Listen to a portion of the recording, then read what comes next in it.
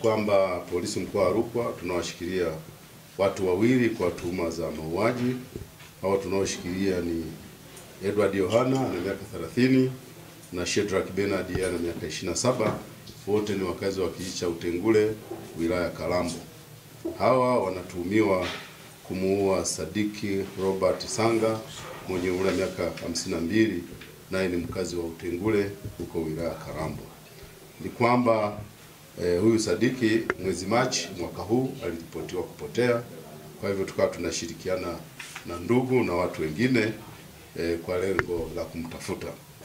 Basi tarehe 20 mwezi wa 6 mwaka huu tulipata mabaki kwa maana ya fuvu la kichwa cha binadamu pamoja na mifupa, lakini kulikuwa na nguo ambayo ilitambuliwa na ndugu zake huyu Sadiki Robert Sanga kwamba ni nguo yake, na kwa sababu ni kijijini watu wanamuona anaivaa siku zote, kwa hiyo tukaamini kwamba mabaki yale yalikuwa ni ya Sadiki aliyekuwa ameripotiwa kupotea toka mwezi huo wa Machi.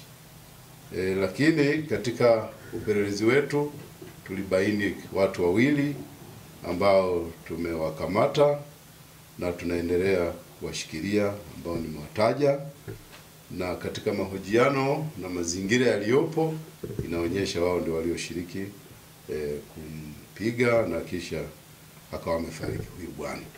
Chanzo hasa ni wivu wa mapenzi.